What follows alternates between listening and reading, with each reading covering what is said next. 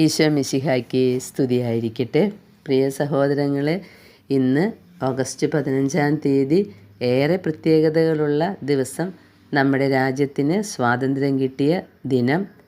ഇന്ന് പരിശുദ്ധ അമ്മയുടെ സ്വർഗാരോപണ ദിനം. ഇന്ന് വിശുദ്ധ അന്തോണീസ് പുണ്യവാളൻ്റെ ബർത്ത്ഡേ ദിനം. 3 അനുഗ്രഹങ്ങളാണ് ഇന്ന് നമ്മുടെ ജീവിതത്തിൽ ഉണ്ടാവുക. നമുക്ക് ഇന്ന് പരിശുദ്ധ അമ്മയെ എങ്ങനെയാണ് ഈശോ കൊണ്ടുപോകാൻ വന്നത് അത് നമുക്കൊന്ന് നോക്കാം. ഈശോയുടെ അടുത്തേക്ക് 2 ദിവസം മുമ്പ് പരിശുദ്ധ അമ്മയുടെ ആത്മാവ് എത്തി. ആ ആത്മാവിനെ തൻ്റെ വലതുകരത്താൽ പിടിച്ച് സ്വർഗത്തിൽ നിന്നും ഈശോ അവരോഹണം ചെയ്യാണ്. പരിശുദ്ധ അമ്മ സ്വന്തം പുത്രനാൽ അങ്ങനെ ആനയിക്കപ്പെടുന്ന സമയത്ത് അവർക്ക് അകമ്പടിയായിട്ട് അനേക വൃന്ദ മാലാഖമാരും പൂർവ്വപിതാക്കന്മാരും പുരാതന കാലത്തെ പ്രവാചകന്മാരും ഒക്കെ ഇറങ്ങി വന്നു. അവർ ജോസഫാത്തിൻ്റെ താഴ്വരയിലുള്ള ഖബറിടം സന്ദർശിച്ചു.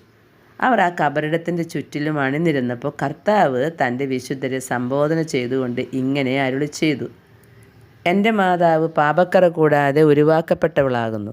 എന്തെന്നാൽ അവളുടെ കന്യാത്വത്തിൻ്റെ സത്തയിൽ നിന്ന് എനിക്ക് പാപക്കറയില്ലാത്ത മനുഷ്യരൂപം സ്വീകരിക്കാനും അപ്രകാരം ഭൂമിയിൽ പിറന്ന് ലോകത്തെ പാപത്തിൽ നിന്ന് രക്ഷിക്കാനും അത്യാവശ്യമായിരുന്നു.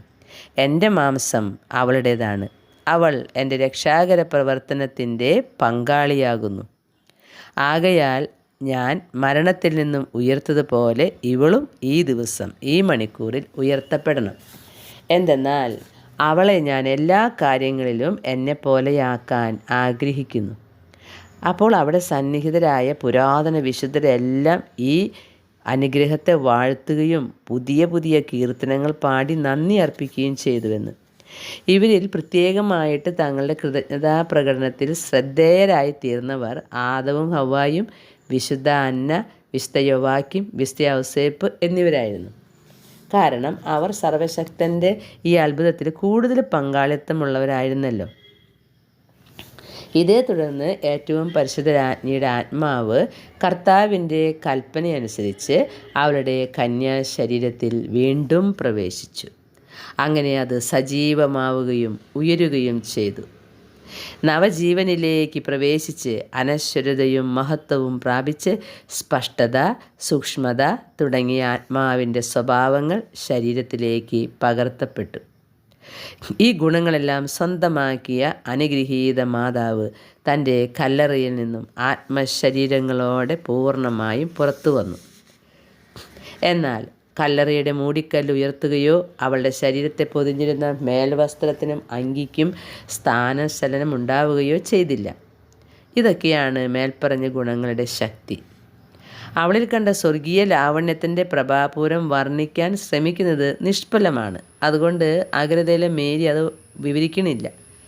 അമ്മയുടെ സൗന്ദര്യം അത് വിവരിക്കാൻ പറ്റില്ല, ആർക്കും പറ്റില്ല.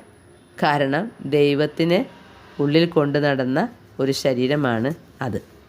എങ്ങനെയാണ് മനുഷ്യരതിനെ വർണ്ണിക്കുക? അമ്മയുടെ ശരീരം ഖബറിടത്തിൽ നിന്നും എഴുന്നേറ്റ് അലൗകിക സൗന്ദര്യത്തോടു കൂടെ പിതാപുത്ര പവിത്രാത്മനാൽ ആനയിക്കപ്പെട്ട് സ്വർഗത്തിലേക്ക് പോവുകയാണ്. ഈ യാത്രയിൽ ഒരു അലൗകിക സംഗീതം ആകാശത്ത് ഉയർന്നു മുഴങ്ങി. ഇത് സംഭവിച്ചത് രാത്രിയുടെ അവസാന യാമത്തിലായിരുന്നു. പക്ഷേ അവിടെ കാവൽ നിന്ന ഏതാനും സ്ത്രീകന്മാരൊഴികെ മറ്റാരും അത് കണ്ടില്ല. സ്വർഗത്തിൽ നിന്ന് ഭൂമിയിലേക്ക് പുറപ്പെട്ട അതേ ക്രമത്തിൽ തന്നെ വിശുദ്ധരും മാലാഖമാരും സ്വർഗത്തിലേക്ക് പ്രവേശിച്ചു. അവസാനം രക്ഷകനായ ക്രിസ്തു തൻ്റെ മാതാവായ രാജ്ഞിയെ തൻ്റെ വലതുഭാഗത്ത് നിർത്തിക്കൊണ്ട് സ്വർഗത്തിൽ പ്രവേശിച്ച് സങ്കീർത്തനം 45:13 പറയുന്ന പോലെ അവൾ പൊന്നുപൊതിഞ്ഞ മേലങ്കിയാൽ അലങ്കൃതയായി സ്വർഗവാസികളേവരുടെയും പുകഴ്ച ഏറ്റുവാങ്ങി അവരെല്ലാവരും ഒന്നായി അവളുടെ നേർക്ക് നോക്കി. അങ്ങനെ അവിടെ സ്തുതിയുടെ മുഖരിതമായ ഒരു അന്തരീക്ഷം. ഉത്തമഗീതത്തിലെ വരികൾ അവിടെ ഉയർന്നു കേട്ടു. വരിക സിയോൻ പുത്രിമാരെ, നിങ്ങളുടെ മഹാരാജ്ഞിയെ ദർശിക്കുക. അവളാണ് പ്രഭാതത്തിലെ നക്ഷത്രങ്ങളാൽ വാഴ്ത്തപ്പെടുന്നവൾ. അത്യുന്നതൻ്റെ പുത്രന്മാർ ആഘോഷമായി വരവേൽക്കുന്നവൾ. ആത്മനാഥൻ്റെ മേൽ ചാഞ്ഞ് വിജയിയായി കടന്നുവരുന്ന ഇവളാര്? സമൃദ്ധിയായി സന്തോഷം അവൾ പകരുന്നുവല്ലോ. ഉത്തമഗീതം 3 നമുക്ക് വായിക്കാം. അതാണ് ഈ രാജ്ഞി. ഈ ഘോഷയാത്രയുടെ മധ്യത്തിൽ പരിശുദ്ധ മറിയം ആത്മശരീര പൂർണ്ണതയോടെ പരിശുദ്ധ തൃത്വത്തിൻ്റെ സിംഹാസനത്തിലെത്തി. പരിശുദ്ധ തൃത്വത്തിലെ 3 ആളുകളും ചേർന്ന് നിത്യതയിൽ പൂർണ്ണമാക്കപ്പെട്ടതും അഴിക്കാൻ പാടില്ലാതെ മുദ്ര വയ്ക്കപ്പെട്ടതുമായ ആലിംഗനത്താൽ അവളെ തങ്ങളോട് ചേർത്ത് പിടിച്ചു. നിത്യപിതാവ് അവളോട് പറഞ്ഞു, കൂടുതൽ ഉയരങ്ങളിലേക്ക് കരയേറുക മകളെ, എൻ്റെ മാടപ്രാവേ. അവതരിച്ച വചനം ഇങ്ങനെ പറഞ്ഞു: എൻ്റെ മാതാവേ, എൻ്റെ മഹത്വത്തിന് ഹേതുവായവളെ, എൻ്റെ രക്ഷാകര ദൗത്യത്തിന് പ്രത്യുത്തരവും അതിൻ്റെ പരിപൂർണ അനുകരണവുമായവളെ, എൻ്റെ കയ്യിൽ നിന്നും ഇപ്പോൾ നിൻ്റെ പ്രതിസമ്മാനത്തെ സ്വീകരിക്കുക. റുഹാദുകുദാശ പറഞ്ഞു, എൻ്റെ പ്രിയ വധുവായ നീ നിത്യാനന്ദത്തിൽ പ്രവേശിക്കട്ടെ. എന്തെന്നാൽ അത് ഏറ്റവും വിശ്വസ്തതയുള്ള സ്നേഹത്തിൻ്റെ വിലയാകുന്നു. വ്യഗ്രതകളില്ലാതെ പരിശുദ്ധ സ്നേഹം നീ ഇനി ആസ്വദിക്കുക. എന്തെന്നാൽ സഹനമാകുന്ന ശീതകാലം മാഞ്ഞുപോയിരിക്കുന്നു. നീ ഇതാ ഞങ്ങളുടെ നിത്യാനന്ദത്തിൽ അമർന്നിരിക്കുന്നു. പരിശുദ്ധ അമ്മ പരിശുദ്ധ തൃത്വത്തിലെ 3 ആളുകളെ ധ്യാനിച്ച് അതിൽ ലയിച്ചുപോയി എന്നാണ് പറയുന്നത്. അമ്മ മാതാവ് നമ്മളോട് പറയുന്നുണ്ട്, മനുഷ്യരുടെ അവസ്ഥ എത്ര ദാരുണമാണ്. അവർ നിത്യമഹത്വം നഷ്ടമാക്കുന്നു. എന്നിട്ട് മേരിയോട് പറഞ്ഞു, ഇതോർത്ത് നീ കഠിനമായി ദുഃഖിക്കണം. ആരൊക്കെ നിത്യമഹത്വത്തെ മറക്കുകയും നിത്യാനന്ദത്തെ ചിന്തിക്കാതിരിക്കുകയും ചെയ്യുന്നുവോ, തീർച്ചയായും അവർ അവയെ നഷ്ടമാക്കും. അതുകൊണ്ട് നിങ്ങൾ പ്രാർത്ഥിക്കണം, മറ്റുള്ളവർക്ക് വേണ്ടി പരിഹാരം ചെയ്യണമെന്നാണ് അമ്മ പറയുന്നത്. അങ്ങനെ അമ്മ സ്വർഗത്തിലേക്ക് എത്തി. അവിടെ കിരീടധാരണം നടക്കുകയാണ്. പിതാവായ ദൈവം മാലാഖമാരുടെയും വിശുദ്ധരുടെയും സമക്ഷം ഇപ്രകാരം അരുളി ചെയ്തു: നമ്മുടെ മകളായ മറിയത്തെ നമ്മുടെ തിരുവിഷ്ടമനുസരിച്ച് സകല സൃഷ്ടികളിൽ നിന്നും നാം തിരഞ്ഞെടുത്തു. അവൾ അവരുടെ ഇടയിൽ ആദ്യമായി നമ്മെ സന്തോഷിപ്പിച്ച സൃഷ്ടിയാണ്. ഒരിക്കൽ പോലും തൻ്റെ പുത്രിയുടെ സ്ഥാനത്ത് നിന്നും അവൾ വിരമിച്ചിട്ടില്ല. അവൾക്ക് നമ്മുടെ സാമ്രാജ്യത്തിനു മേൽ അവകാശം നൽകുന്നു. ഈ അവകാശത്തെ സ്ഥിരപ്പെടുത്തുന്നതിനായി അവളെ നൈയാമികമായും തുല്യരില്ലാതെയും നാഥയും പരമാധികാരിയുമായി കിരീടം ധരിപ്പിക്കുന്നു. അപ്പോൾ അവതരിച്ച വചനം ഇങ്ങനെ പറഞ്ഞു: എൻ്റെ യഥാർത്ഥവും പ്രകൃത്യാലുമുള്ള മാതാവും ആയവൾക്ക് ഞാൻ സൃഷ്ടിച്ചതും എൻ്റെ കരങ്ങളാൽ വീണ്ടെടുത്തതുമായ സകലതിനെയും ഞാൻ ഏൽപ്പിച്ചു നൽകുന്നു. ഞാൻ രാജാവായിരിക്കുന്ന എല്ലാത്തിൻ്റെയും മേൽ നൈയാമികമായി അവളും അത്യുന്നത രാജ്ഞിയായിരിക്കും. റുഹാദുകുദാശ അരുളി ചെയ്തു: എൻ്റെ പ്രിയതമയും പങ്കാളിയുമായി പ്രഘോഷിക്കപ്പെടുന്നതിനാൽ ഇവൾ നിത്യതയിലെന്നും മഹാരാജ്ഞിയായി കിരീടമണിഞ്ഞ് വാഴട്ടെ. അനന്തരം പരിശുദ്ധ തൃത്വത്തിലെ 3 ആളുകളും ചേർന്ന് പരിശുദ്ധ മാതാവിൻ്റെ ശിരസിൽ കിരീടമണിയിച്ചു. വിസ്മയകരമായ പ്രൗഢിയും വഴിഞ്ഞൊഴുകുന്ന സൗന്ദര്യവും ഒത്തിണങ്ങിയ കിരീടമായിരുന്നു അത്. അതുപോലുള്ളൊരു കിരീടം അതിനു മുമ്പോ അതിനു ശേഷമോ ഒരു സൃഷ്ടിയും കണ്ടിട്ടില്ല. അപ്പോൾ സിംഹാസനത്തിൽ നിന്നും ഒരു സ്വരം കേട്ടു, ഒരു അശരീരി: എൻ്റെ പ്രിയങ്കരിയായവളെ, സകല സൃഷ്ടികളിൽ നിന്നും വേറിട്ട് തിരഞ്ഞെടുക്കപ്പെട്ട നീ നമ്മുടെ രാജ്യം സ്വന്തമാക്കിക്കൊള്ളുക. സെറാഫുകൾക്കും പ്രപഞ്ചം മുഴുവനും അതിലെ സകല സൃഷ്ടികൾക്കും പരമാധികാരമുള്ള മഹാരാജ്ഞിയായി നിത്യം വാഴുക.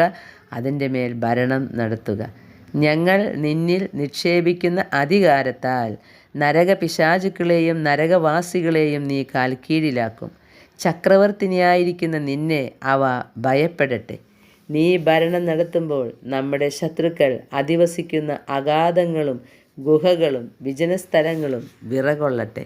നിന്റെ ഇഷ്ടാനുസരണം നടക്കാൻ സ്വർഗത്തിലെ സ്വാധീന ശക്തികളെയും ആകാശമേഘങ്ങളുടെ ഈർപ്പത്തെയും ഭൂമിയിൽ വളരുന്നവരെയും നിന്റെ ഇച്ഛയനുസരിച്ച് നീ ദാനം ചെയ്യുന്ന എല്ലാത്തിനെയും നിന്റെ കരങ്ങളിൽ ഏൽപ്പിച്ചു തരുന്നു. നീ കത്തോലിക്ക രാഷ്ട്രങ്ങളുടെ പ്രത്യേക രക്ഷാധികാരിയായിരിക്കും. നിധികളുടെ കലവറയും നന്മകളുടെ ഖജനാവുമാണ്. നിന്റെ കൈകളിൽ കൂടെയല്ലാതെ ലോകത്തിന് ഒരു ആനുകൂല്യവും നൽകപ്പെടുകയില്ല. നിന്റെ മധ്യസ്ഥതയിൽ യാചിക്കുന്നതൊന്നും നൽകപ്പെടാതിരിക്കുകയില്ല. കുറേ അനുഗ്രഹങ്ങൾ കൊടുക്കുന്നു പരിശുദ്ധ അമ്മയ്ക്ക്. അതിലെ രഹസ്യം ഭൂമിയിലായിരിക്കെ അവൾ പ്രകടിപ്പിച്ച അഗാധമായ എളിമയാണ്. അഗാധമായ എളിമയാണ് നമ്മൾ നേടിയെടുക്കേണ്ടത്. പ്രിയ സഹോദരങ്ങളെ, ഈ മഹോത്സവത്തിൽ വിശുദ്ധ ഔസേപ്പും വിശുദ്ധരായ യോവാക്യീം അന്ന ദമ്പതികളും പരിശുദ്ധരാജ്ഞിയുടെ ബന്ധുക്കളും ഒക്കെ പങ്കാളികളായി.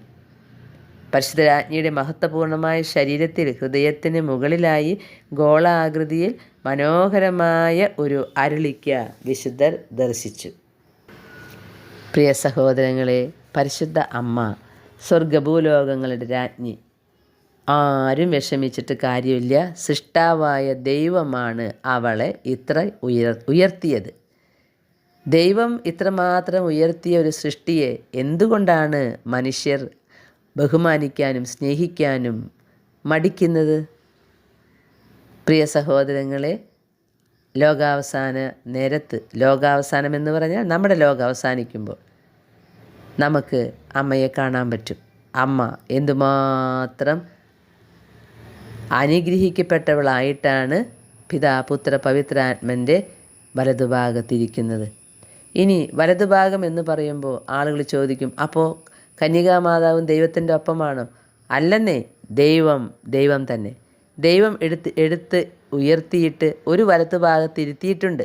അത് കുറച്ച് താഴ്ന്ന സ്ഥലമാണ് ദൈവത്തേക്കാൾ, പക്ഷെ വലതുഭാഗം. കാരണം മനുഷ്യർ ഓരോ വള്ളി പുള്ളിക്കും ചോദ്യങ്ങൾ ഉന്നയിക്കും. ദൈവമാണോ കന്യകാമേരി? ദൈവമല്ല, ദൈവമേ അല്ല, 10,000 അല്ല, ലോകാവസാനത്തോളം നമ്മൾ ഏറ്റുപറയും ദൈവമല്ല. ദൈവം അത്യുന്നതനായ ദൈവം പിതാ പുത്ര പവിത്രാത്മൻ മാത്രം. പക്ഷേ ദൈവം എല്ലാ അധികാരവും ഈ സൃഷ്ടിക്ക് കൊടുത്തു. എന്ത് ചെയ്യാം? കാരണം അവൾ എളിമയുള്ളവളായിരുന്നു.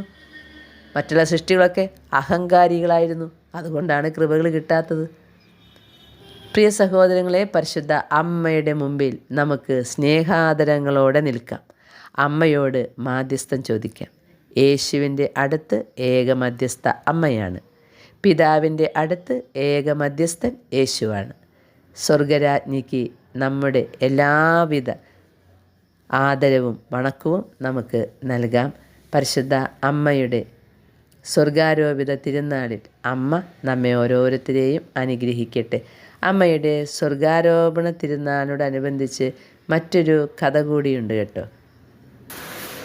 പ്രിയ കൂട്ടുകാരെ, സ്വർഗാരോപണ തിരുനാളിനോടനുബന്ധിച്ച് ഒരു അത്ഭുത പ്രതിഭാസം നടക്കുന്ന ഒരു ദേവാലയമുണ്ട് കേട്ടോ.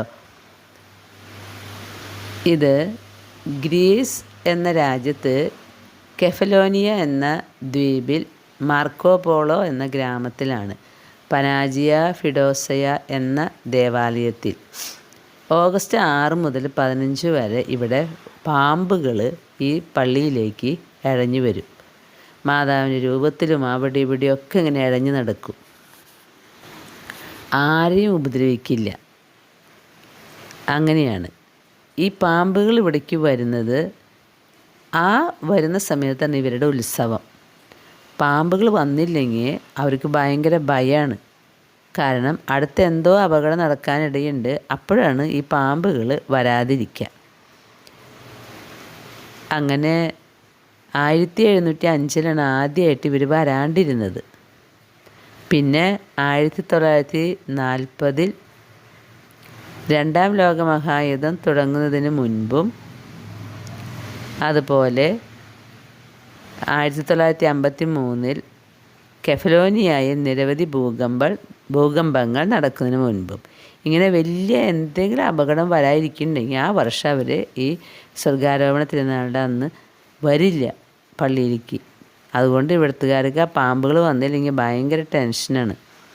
എങ്ങനെ ഈ പാമ്പുകൾ ഇങ്ങനെ വരാൻ തുടങ്ങിയെന്ന് 1705 ഒരു കോൺവെൻ്റായിരുന്നു ഇത്. ഒരു കോൺവെൻറ്റ് ഉണ്ടായിരുന്നു. അപ്പോൾ കടൽക്കൊള്ളക്കാർ ഈ കോൺവെൻറ്റ് തകർക്കാനായിട്ട് വന്നപ്പോൾ മാതാവിൻ്റെ രൂപത്തിന് മുമ്പിൽ അവർ മുട്ടിപ്പായിട്ട് പ്രാർത്ഥിച്ചു. അങ്ങനെ ഈ കടൽക്കൊള്ളക്കാർ തിരിഞ്ഞു പോയി. എന്താ സംഭവം എന്നറിയില്ല. പിന്നീട് ആ കൊള്ളക്കാരെ തന്നെ അറിയിച്ചതാണിത്. അവർ വന്നപ്പോൾ കോൺവെൻറ്റിന് ചുറ്റും നിറച്ച് പാമ്പുകളായിരുന്നു.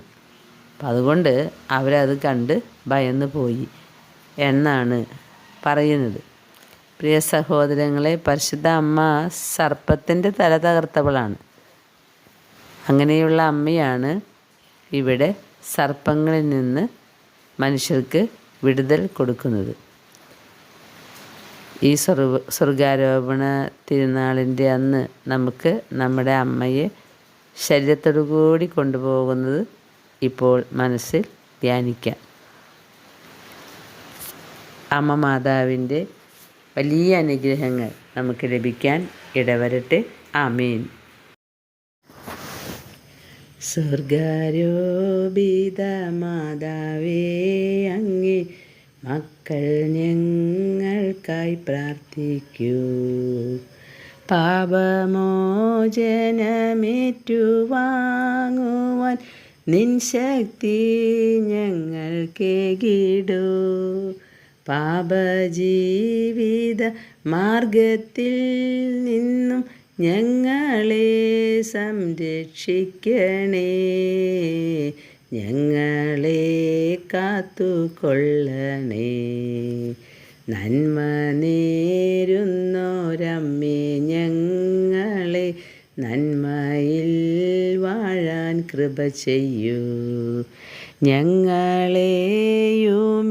ദേശത്തെയും നിൻ ശുദ്ധിയാലെന്നും കാത്തിടൂ. അന്ധകാരത്തിൻ ശക്തിയിൽ നിന്നും ഞങ്ങളെ സംരക്ഷിക്കണേ.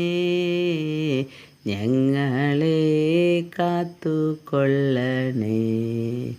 സ്വർഗാരോപിത മാതാവേ, അങ്ങേ മക്കൾ ഞങ്ങൾക്കായി പ്രാർത്ഥിക്കൂ.